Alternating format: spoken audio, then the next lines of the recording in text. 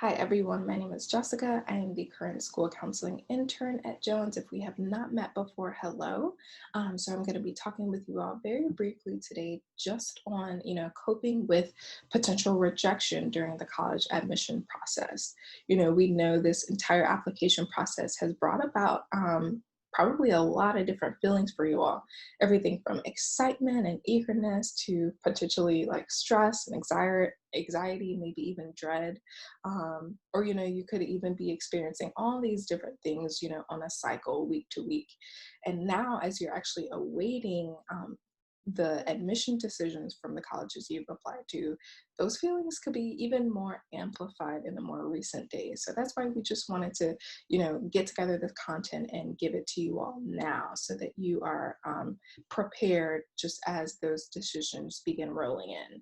The reality is, while many of you will get accepted to your top colleges, your top choices, many of you may also experience rejection, whether from your number one school or multiple schools. And this can definitely just trigger new feelings like uncertainty, maybe grief, grief of the original plan you set for yourself, also anger, self-doubt, a number of different things.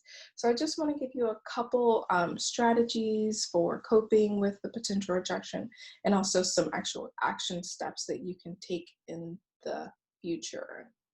So with moments of stress or anxiety, incorporating positive strategies is what's going to help us not just in the moment to get ourselves together and move on, but also in just building resiliency over time as new stressful situations come up. And when it comes to receiving this college rejection immediately, it's going to just be important to allow yourself to feel how you're feeling.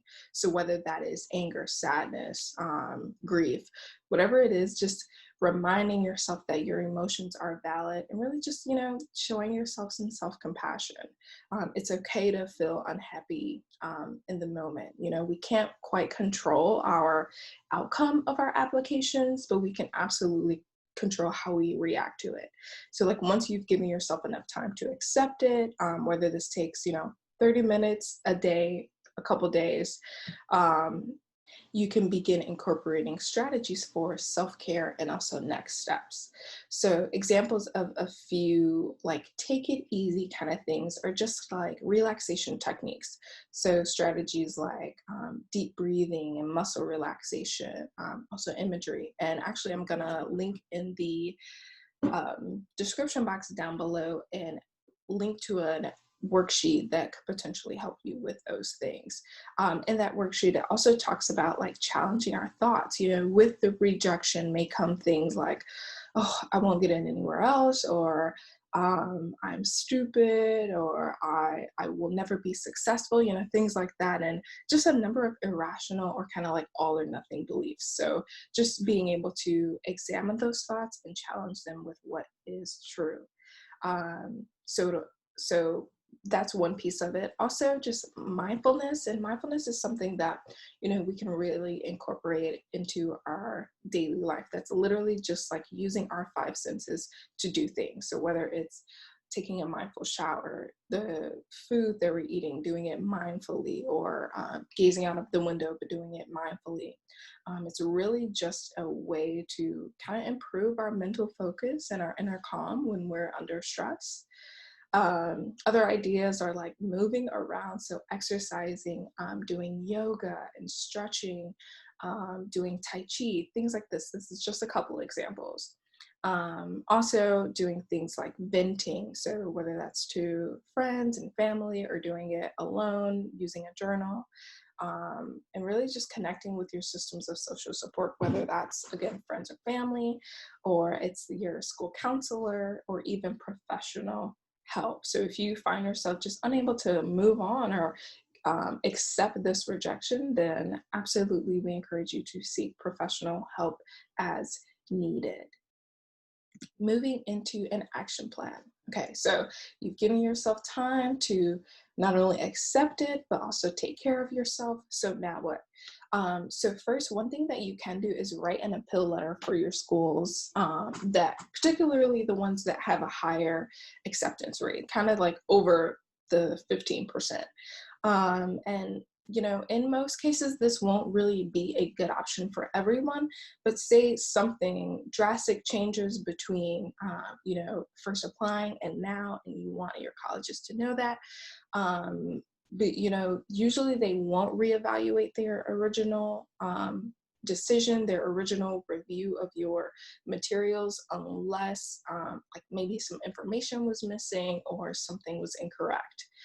So if that is not the best option for you, then let's talk about some revisions you can make. So first, revise your dream school. Look at the colleges that do accept you and what they have to offer.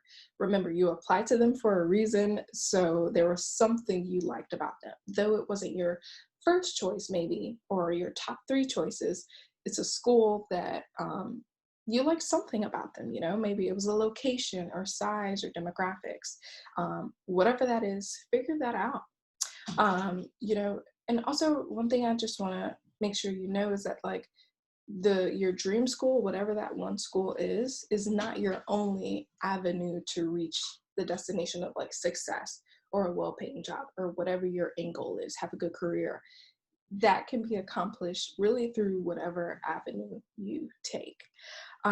Also, revise your list. In the description box, I'll also put a list of colleges that have a rolling admissions. So that just means that they're continuing to accept applicants at much farther dates than like your schools who you've already applied to. Next, revise your entire plan. So maybe you can think about applying to your dream school or your top schools at a later time, whether that's transferring from a community college. If you get good grades at a community college, you really will be afforded the opportunity to transfer potentially to some top schools after that. Or you could consider applying at an even later time, continuing your education in grad school. We know that colleges usually will have a higher acceptance rate, almost double of what they have for undergrad for their graduate students. The school that is truly the best fit for you, the place that you will, thrive at and do your best at, is the one that accepts you and that sees your potential, that sees how great of a candidate you are from your application process. And then, lastly, just want to remind you all that you are the deciding factor in your future, not so much where you go. You have the potential to get a good education and have a good experience at any college. Rejection, though it may feel like it is not the end of the world. It happens at one point or another to everyone. Consider it a new opportunity to taken and that you have now been afforded. Like, it's not a door closed, it's a door opened. And whether you attend your number one, five, or last resort college, again, you are the deciding factor in your future. We often tend to project our successes and keep our failures to ourselves, but you all don't have to. If you want to talk more about this with your counselors, we are 100% here to support you all. And, through all of the ups and downs of this process, reach out for support if you need it. Lastly, just congrats on nearing the end of this process. And I hope you all just find some enjoyment in the remainder of your senior year. Hope this helps. Bye.